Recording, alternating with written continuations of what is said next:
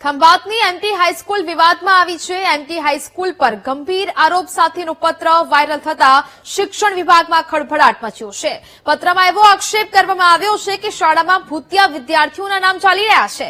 ધોરણ 11માં કેટલાક વિદ્યાર્થીઓ શાળામાં ન આવતા હોવાનો પણ આક્ષેપ કરવામાં આવ્યો છે। ત્યારે સમગ્ર મામલો સામે આવતા વીટીવી ન્યૂઝની ટીમે શાળામાં પહોંચીને રિયાલિટી ચેક કરતા શાળાનો ભાંડો ફૂટ્યો હતો। અમારી ટીમે શાળાનું રજિસ્ટર ચેક કરતા રજિસ્ટરમાં છેડછાડ થઈ હોવાનું સામે આવ્યું છે। રજિસ્ટરમાં વિદ્યાર્થીઓની ગેરહાજરી પૂર્યા બાદ હાજરી પૂરી હોવાનું સામે આવ્યું હતું। જ્યારે આ મામલે શાળા સંચાલકોને પૂછવામાં આવ્યું તો તેઓએ નુલો બચાવ કરતા જોવા મળ્યા હતા અને શાળામાં રજિસ્ટર મુજબના વિદ્યાર્થીઓ હોવાનો દાવો કર્યો હતો। જ્યારે જિલ્લા શિક્ષણ અધિકારીને પૂછવામાં આવ્યું તો તેમણે સમગ્ર મામલે તપાસ ચાલી રહી હોવાનું જણાવ્યું હતું। મહત્વનું છે કે એમટી હાઈસ્કૂલમાં વિદ્યાર્થીઓની સંખ્યા ઘટ્યા બાદ એક વર્ગો બંધ થઈ રહ્યા છે। ત્યારે વર્ગો બંધ થતા શિક્ષકો ફાજલ ન થાય તે માટે આવું કરવામાં આવતું હોવાનો પણ ખુલાસો થયો છે। આમાં એવું છે કે જે ક્લાસની હાજરી જોઈએ એમાં આપણી પાસે 82 ના આપણા કેટલા ટોટલ છે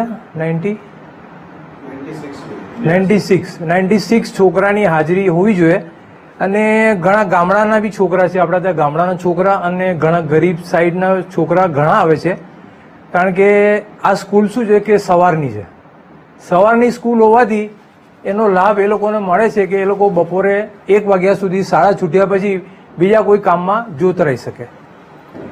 એટલે એની અંદર જે આપણે તમારે બતાવવામાં આવ્યું છે એ મુજબ શાળાની સંખ્યા છે। એ શાયદ આવતા નહીં હોય તો એનું નામ અમે કમી કરી દઈશું, ગેરહાજર સતત રહેતા હોય તો।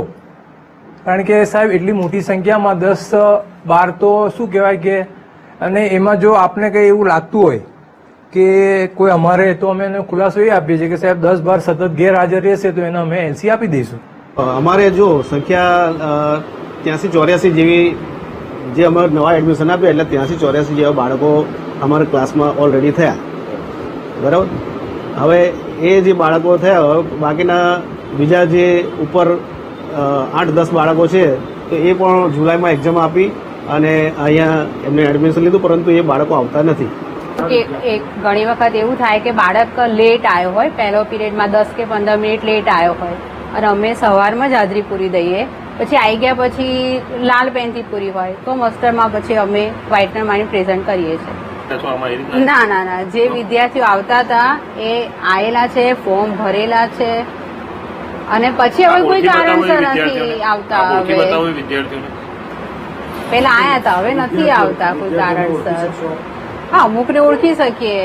હું એવું બધું શ્યોર તમને એવું પાકું કે હા આ જ આયા હતા, ફોટા અલગ બી હોય। અત્યારે વિદ્યાર્થી અઠવાડિયા પછી આવે તો થોડુંક અલગ તો દેખાય સર। અઠવાડિયામાં ચેન્જીસ આવી? અરે એવું થોડું કહું છું સર। જી એમટી વિદ્યાલય તરફથી વર્ગ ઘટાડા બાબતેની ફાઇલ અત્રેની કચેરીએ રજૂ કરવામાં આવેલ છે, જેમાં દર્શાવ્યા પ્રમાણે તેમના એક વર્ગ બંધ થાય છે અને શિક્ષકો ફાજલ થાય છે। તે અંગેની કાર્યવાહી ચાલુ છે। ટૂંક સમયમાં એ વર્ગ ઘટાડા કરી અને ફાજલ થતા શિક્ષકોને બીજી લઘુમતી શાળામાં સમાવવાની પ્રોસેસ કરવામાં આવશે।